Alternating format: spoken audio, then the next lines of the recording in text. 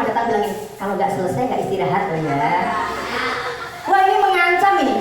Guru seperti ini Bunda itu tidak dirindukan muridnya, terlintas dalam benak anak pun enggak. Ya, ada gurunya juga lihat, ini bagus sekali karyamu saya, ini bagus juga karyamu, nah ayo yang lain dikerjakan ya. Kira-kira yang sana iri enggak? Ah, di situ disapa, di sana sapa, kok aku tidak. Anak ini bilang gini, Bu Guru, aku enggak bisa. Tujuannya apa dia? Mencari perhatian biar gurunya mendekat, tapi gurunya malah di kursi sambil minum teh gara-gara belum sarapan juga makan kacang. Bu Guru, enggak bisa, kamu tuh enggak bisa terus, temennya pintar-pintar semuanya, kamu pasti enggak mau belajar. Remuk darinya Bu. Dia akan menyanyi, Tuhan kirimkanlah aku ibu guru yang baik hati, ibu guru yang satu itu pindahkan ke dunia yang lain.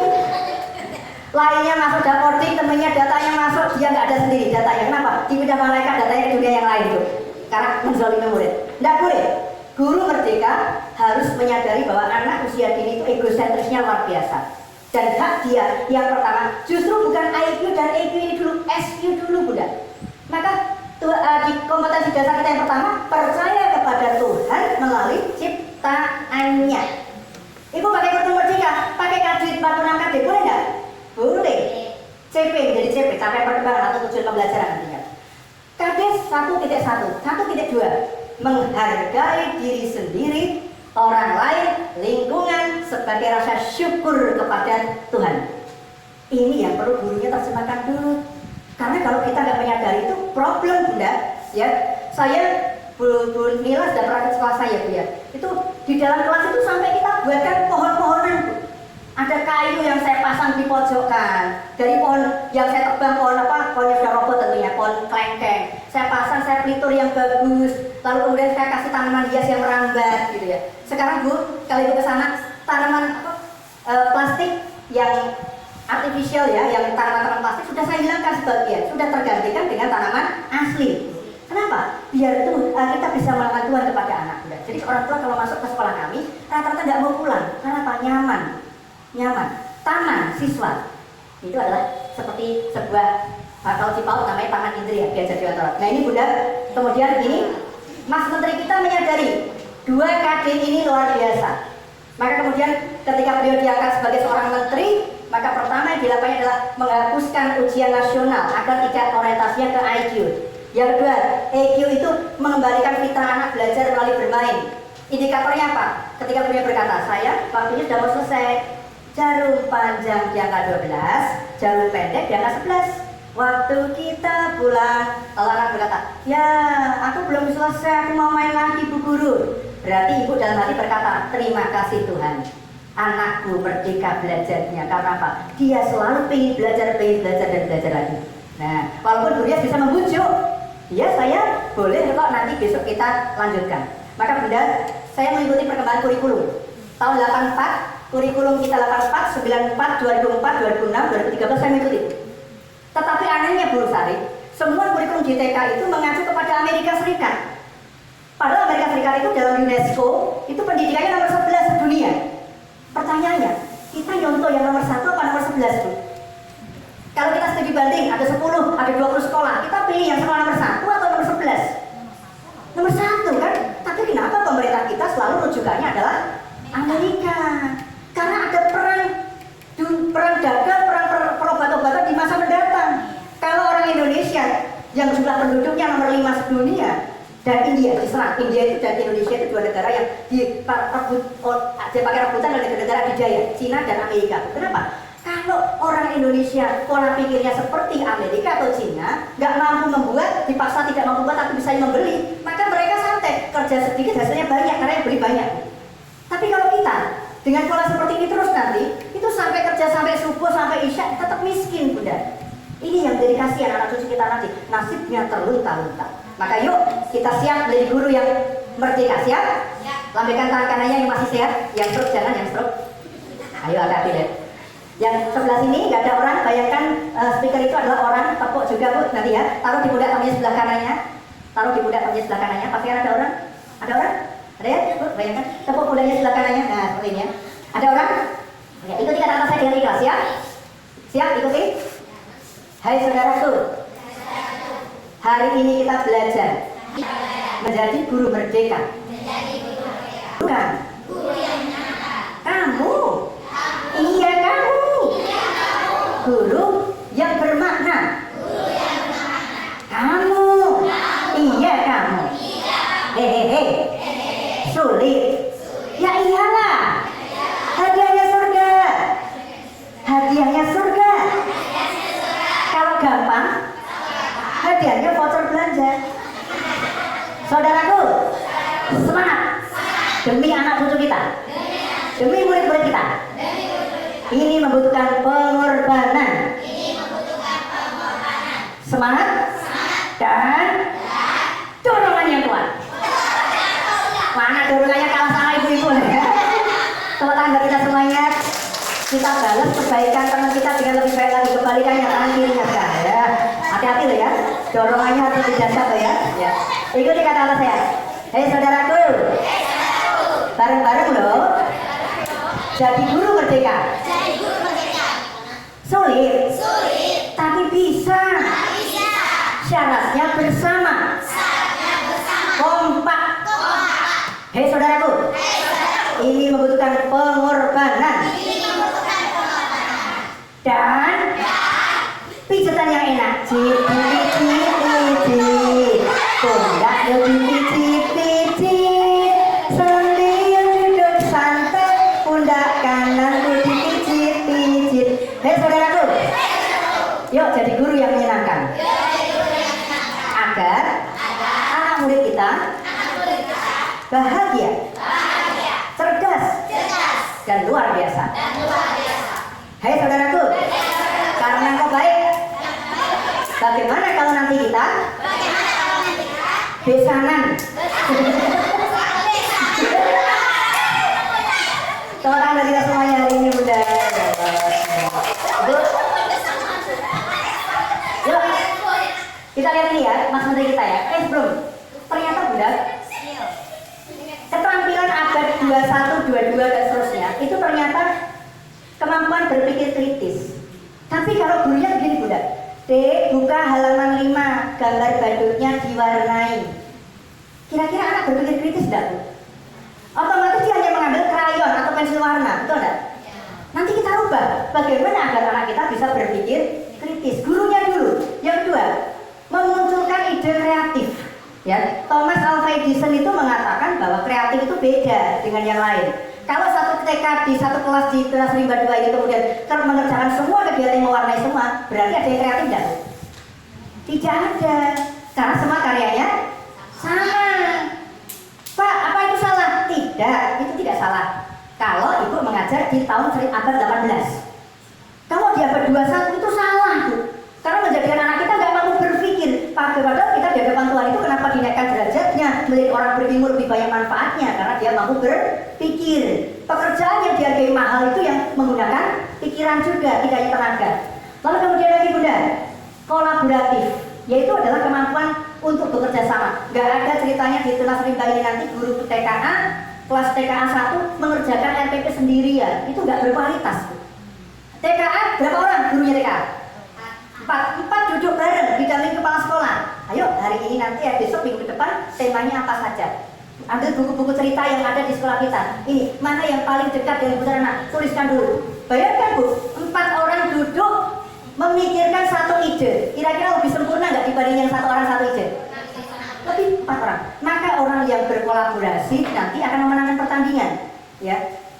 Di depan sekolah saya dulu ada tukang penyeberang jalan Bu. 1 orang, ya. Dia pakai bendera Simapur. Saya juga akan terlecehkan ini kenapa bendera pramuka Simapur sekarang jadi operator untuk penyeberangan jalan. Ya. Berarti pramuka itu endingnya jadi tukang parkir, kan enggak ya? Nah, ketika kemudian saya amati tiap hari sampai setahun berikutnya, 2 tahun berikutnya, dia masih sanggup sendirian. Lama-lama semakin banyak mobil kendaraan. Dia ternyata membuat tim 3 orang dia. Iseng-iseng saya tanya, Pak, di sini sudah menjadi penyeberang jalan berapa tahun? Sudah hampir 15 tahun, Pak. Dulu sendirian Anda, sekarang bertiga. Bukankah hasilnya jadi semakin sedikit? Enggak, Pak, malah bertambah 3 kali lipat daripada saya sendirian. Loh kok bisa? Iya Pak, karena ternyata begitu kami bisa mengatur jalan dengan lebih rapi lagi, lebih cepat lagi, orang-orang muncul belas kasihannya, empati dan menghargai saya. Itu ada yang tiap hari ngasih 5.000 ada Pak, ada yang ngasih nih. Bahkan kalau mau lebaran atau Natal itu banyak orang yang bingkisan, sampai kadang saya nggak gerobak pulangnya. Coba bayangkan Bu, dulu sendirian nggak sebanyak itu hasilnya, tapi begitu berkolaborasi malah hasilnya berjalan. Maka hasil kecerdasan ini muncullah satu keterangan baru yang disebut dengan AI, Artificial Intelligence. Ini era sekarang, eranya ini. Kalau ibu masih mengandalkan Callisto, itu kita hidup di abad 18-19. Ya. Kalau kita mengandalkan akademik dan EQ, abad 20. 21 menggabungkan ini semuanya. Sekarang 21 kedua AI, Artificial Intelligence. Kemampuan kolaborasi ini harus dilanjutkan dengan kemampuan komunikatif, yaitu mampu menyampaikan ide gagasan. Maka anak-anak TK di Jepang, nanti saya dengan videonya Bu. Itu di Cina, Mama. Itu kalau berpendapat wajib berdiri. Saya punya videonya, pernah. Ini menarik sekali. Nggak ada anak yang diam, dan semua anak harus berpendapat, gitu ya. Karena melatih anak untuk percaya diri dan sebagainya. Maka Bunda, dengarkan dulu Mas Menteri kita. Guru Indonesia yang tercinta, tugas Anda adalah yang termulia. Betul kan? Yang tersulit. Betul. Anda ditugasi untuk membentuk masa depan bangsa. Tugas kita bentuk Tapi bangsa. sering diberi aturan. Tapi terlalu sering diberikan aturan, betul? Anda ingin membantu murid yang mengalami ketertinggalan di kelas, tetapi waktu Anda Habis untuk kerjakan tugas administrasi, betul? Betul. Anda tahu betul bahwa Potensi tidak hanya diukur dengan hasil ujian akademik, terpaksa, tapi terpaksa mengejar angka demi kepentingan. Anda ingin mengajak murid keluar kelas untuk belajar dari dunia sekitarnya, tetapi kurikulum yang begitu padat menutup pintu keluar. Anda frustrasi karena Anda tahu bahwa Di dunia nyata yang dibutuhkan adalah kemampuan kerjasama berhasilah dan menentukannya nanti, bukan kemampuan menghafal mata pelajaran. Anda tahu bahwa setiap anak kebutuhannya beda-beda, tapi keseragaman tapi kita paksa untuk seragam dalam karya. adalah prinsip dasar. Sekarang jadi prinsip ukuran untuk penilaian di Anda birokrasi ingin setiap murid terinspirasi, tetapi Anda tidak diberi kepercayaan. untuk berinovasi. Apa kata Saya beliau? buat janji-janji kosong. Saya tidak akan menjadi kosong kepada Anda. Perubahan adalah Perubahan hal yang penuh ketidaknyamanan, termasuk hari ini nanti Bu. Satu hal yang pasti, saya akan berjuang untuk kemerdekaan belajar di Indonesia. Berikan tepuk tangan kepada Mas Menteri. Janji beliau sudah ditunaikan, menghapuskan ujian nasional, ya, mengganti kurikulum. Kalau diganti kurikulum namanya, kalau Kurtilas 2013, kalau kurikulum baru harusnya namanya apa? Kurikulum 2021. Karena munculnya tahun 2021-22, betul tidak? Tapi Mas Menteri nggak mau kalau dikasih nama kurikulum 2021, nasibnya sama dengan kurikulum sebelumnya, hanya ganti format RPPH, RPPM, sama prota dan sebagainya. Maka kemudian diberikan nama kurikulum merdeka, sehingga tunas rimba 1 dengan tunas rimba 2 pun beda nanti. Walaupun ada ciri khasnya karena ada dari Yayasan Wana Bakti, ya, betul Bu ya Pak? Pak Yayasan apa sih? Sakawana Bakti dengan identik dengan bagaimana hutan itu menjadi lestari di sini. Yang membedakan TK Pembina di sebelah sana sini ada di situnya nanti, ya, bisa jadi sama, tetapi beda dalam implementasi. Karena kita nanti mulai dengan KOSP, Kurikulum Operasional Satuan Pendidikan, yang dulu kita kenal dengan nama KTSP. Nah, itu bukan hanya pindah nama, sejatinya pemerintah ingin meluruskan kembali antara satuan pendidikan itu harus berbeda, gitu ya Bu. Nah, Bapak Ibu yang tercinta, yuk kita nyanyi dulu sambil kita merenungkan syair lagu ini. Ini lagu lama, waktu saya dulu di TK. Tapi sebenarnya saya nggak mendengarkan ini waktu di TK, saya mendengarnya waktu di SD. Masih dengar lagu ini Bu? La la la, ini kita jadi bisa menulis dan membaca karena siapa? Kita jadi tahu beraneka bidang ilmu dari siapa? Kita jadi pintar dibimbing Pak Guru, kita bisa pandai dibimbing Bu Guru, guru bak pelita, penerang dalam gurita, jasamu tiada tara. Lagu ini dulu itu untuk SD Bu. Bisa baca tulis itu tugas guru SD, bukan guru TK. Ya. Kalau guru TK mengajarkan baca tulis hitung itu membuat anak gak happy dalam belajar. Ya. Kemudian beraneka bidang ilmu, tugas siapa? Guru SMP dan guru SMA. Terus guru TK apa yang dilakukan? Betul ya Bunda ya? Nah ini yang perlu dicermati bersama-sama, jangan sampai kita keliru ya.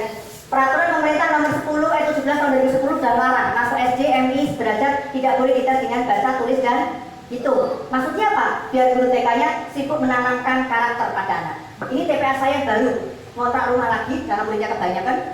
Murid ngontrak rumah, lalu muridnya datang, APE-nya tidak ada. Saya begitu masuk ada anak nangis, 3 orang anak nangis di situ. Ternyata Bunda, saya berpikir kalau nunggu mainannya ada, nanti masih besok, berarti anak nangis seharian dong. Kasihan. Saya masuk ke dalam kelas sambil pura-pura menirukan suara binatang. Ketok pintunya. Itu ada seorang anak yang paling sudah pemberani mendekat. Kayak ada ayam di luar. Ada ayam. Coba ada gurunya ya saya, itu Pak Dedi. Coba dilihat siapa yang di luar sana. Saya minta lagi. Iya, suara ayam. Mulai tertarik. Yang nangis 3, tinggal 1. Tinggal 2 yang nangis, yang 1 mulai diam. Lalu saya ubah lagi. Aku bukan suara ayam, aku suara kucing. Bukan itu ayam. Aku suara kucing, ayam. Kucing, ayam. Ayam itu seperti ini. Wow, wow. Bukan itu yang kucing. Terjadi perdebatan saya dengan anak yang tadi. Lalu kemudian, oh Pak Guru bisa menirukan yang lainnya. Namaku Deci teman-teman. Namaku Deci. Ada seorang anak kelompok bermain TPK ya, umur 2 tahun setengah bilang, Mas masuk, Mas masuk. Senang sekali dipanggil Mas. Ubahnya langsung berubah jadi hitam. Saya masuk sambil saya perangkat. Lalu saya tirukan suara binatang yang lain.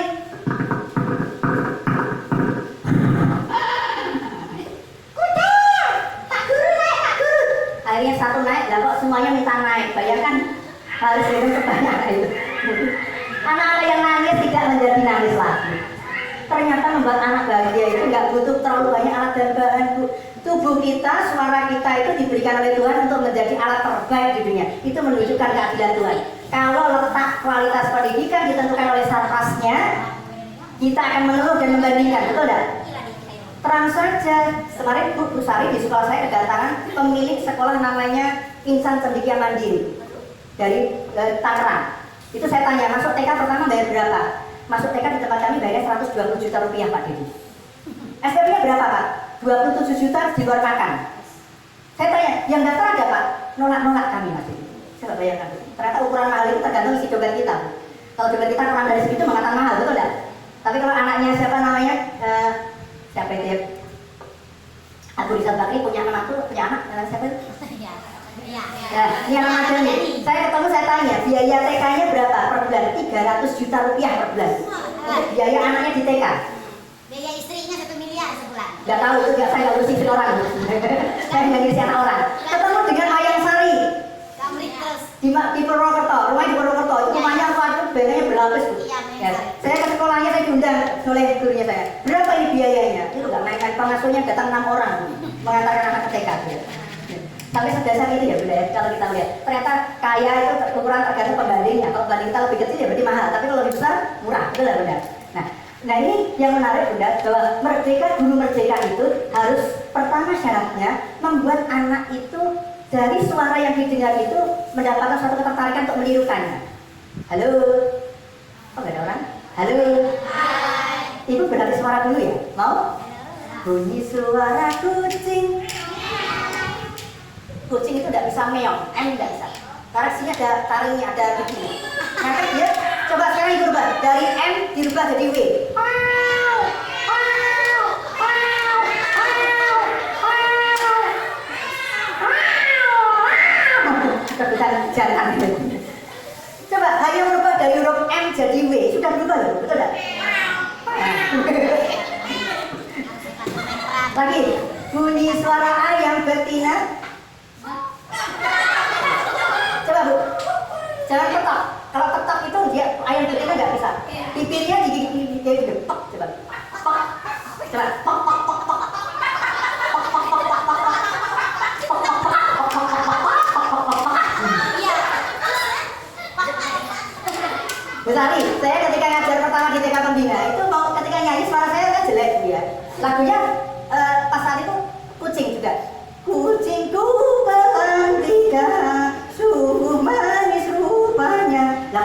saya namanya Iqbal, badannya besar. Mendekati saya, Pak Guru bisa diam. Bayangkan ada gurunya di depan kelas, ada seorang anak dengan PD-nya bilang, Pak Guru bisa diam. Itu harga diri saya hancur, Bu. Betul enggak? Itu guru-guru yang melihat tertawa terbabak, syukur gue suaranya jelek. Tapi saya nggak mau kalah. Lalu saya ambil boneka tangan berbentuk kucing.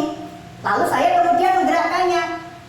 Saya pindahkan suara saya yang jelek saat itu karena kalau nunggu kursus di Purwacaraka kelamaan. Saya rubah suara yang jelek menjadi suara yang lucu. Saya ambil boneka tangan, saya katakan, kucingku Melantika, tunggu manis rupanya, meong-meong bunyinya. Ternyata anak sekelas tepuk tangan semua. Yeay. Batin saya, berani berapa sekarang kamu tadi membina saya? Ternyata anak TK itu nggak terlalu suka suara yang merdu, justru lebih suka suara yang lucu. Maka ibu yang takdir suaranya jelek, jangan dipaksa menyanyi, merusak telinga. Ya, buatlah suara yang tidak menarik, tidak lucu menjadi lebih lucu. Siap? Halo. Yang kedua, syarat kedua adalah bergerak. Jadi anak usia dini itu harus bergerak. Kalau nggak bergerak dia nggak happy. Maka gurunya harus ngajak bergerak. Pak, kalau saya sudah umurnya sudah 70 tahun mau jadi guru TK, saya sulit bergerak. Gunakan anak yang paling aktif untuk menjadi model. Jadi kalau ada anak yang sulit dia suruh duduk, dia supaya berjalan, berlari, itu sejatinya Tuhan telah kirim anak itu menjadi asisten ibu. Tapi sayangnya gurunya nggak paham-paham. Nggak mau duduk. Gurunya nggak sadar, ngomong duduk masih sambil berdiri. Harusnya kan, siapa yang sudah tahu ini namanya apa? Warna kursi ini apa? Gunanya untuk apa? Pak Guru sedang apa? Coba kalian lihat Pak Guru sedang apa? Siapa yang bisa duduk? Anak yang paling hebat duduknya cepat-cepat. Dalam hitungan ketiga, siapa yang juara duduk? Siap? 1, 2, 3. Galapan semua kok. Nggak perlu duduk, duduk. Gak kamu sakit kok. Nggak usah. Cukup dengan sesuatu yang menyenangkan. Setuju Bunda? Halo. Nah syaratnya gini, dalam otak manusia, ya, yang membuat ini otak manusia bukan otak-otak ya. Ada belah otak kiri, ada belah otak kanan. Ternyata Bunda, untuk otak mampu mendengar, mengirimkan sinyal untuk mendengar dengan baik, melihat dengan baik, itu ada saklarnya yang disebut. Nah saklarnya itu ada di dada kita itu. Coba ibu raba. Di antara cekungan dada ini ada cekung ini ya. Tolong dipencet pakai jari ya. Tuh, itu 2, 3. Satunya lagi di pusat. Namanya belly breathing. Tuh, 2, 3, 4. Ada yang ambil? Tidak ada. Kalau ada yang ambil sambil bilang, saya Bunda mau senam. Biar sehat, biar kamu juga sehat. Coba ibu. Tuh, 2, 3, 4. Tuh, 2, 3, cukup. Ini dalam ilmu brain gym disebut belly breathing. Teknik untuk menyiapkan otak agar mampu membuat nafas itu menjadi lebih baik. Paham ya Bu ya? Belly breathing. Yang kedua, di telinga kita ini ada 2 tonjolan tulang yang agak menarik di sini. Ini harus susah. Tuh, 2, 3, 4. Tuh, 2, 3, cukup. Ini membuat fungsi saraf pendengarannya semakin optimal. Maka dulu anak zaman saya kecil bandel, dijewer gurunya sebelah kiri, lapor sama bapak saya tambah ya kanan. Sehingga otak saya seimbang, cerdas, juara 1 sampai kelas 6 juara terus. Kalau anak sekarang dijewer gurunya masuk penjara, anaknya bodoh selamanya. Ya ini hanya perumpamaan aja. Ini ya sudah telinga. Kemudian mata. Oh ya saya belum cerita Bu Sari. Sekolah saya itu inklusif. Setiap kelas ada 2 atau 3 anak berkebutuhan khusus. Ada yang Down syndrome pakai kursi roda tapi mana lulus. Ya, dia nggak bisa apa. Bukan Down syndrome Pak. Yang cerebral palsy. Yang Down syndrome ada 1. Wajahnya sama semua itu loh. Anak 1000 wajah. Ya. Ya.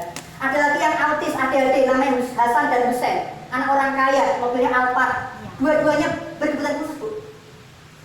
Kurang apa coba? Karena kita pengen kaya ya mobilnya. Kemarin Velfire, sekarang yang satu lagi bawahnya apa namanya seperti itu. Tapi kemudian lihat anaknya dalam kondisi seperti itu, hanya kita berlihat beruntung sekali diriku ya Tuhan tuh nggak punya Alphard tapi anakku sehat.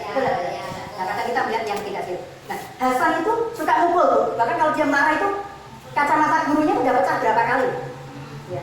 Memukul, membanting badannya besar. Maka dia ada pendampingnya sama seperti beliau ukuran badannya. Itu yang begitu Hasan itu marah langsung disikap dari belakang. Nah, itu ada. Jadi menurut kami setiap kelas dari PAUD sampai SD ada anak berkebutuhan khusus, Bunda. Dan satu anak didampingi satu orang guru pendamping, tidak boleh ada.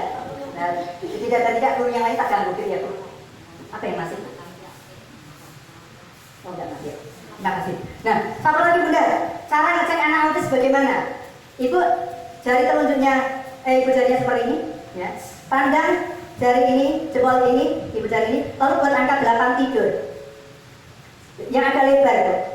Kepala tidak boleh bergerak, hanya mata yang melihat. Kalau ibu nanti di tahun ajaran baru melakukan ini, kok ada anak TK nggak bisa, Bu? Matanya kemana-mana, nggak sesuai. Itu kisi autis, Bu. Paham ya, Bu ya? Karena gini. Yang terakhir adalah di masa endemi, pasca pandemi, itu kan anak yang mengalami speech delay, terlambat bicara, meningkat di Indonesia 70%. Ya, dia sulit bicara karena di rumah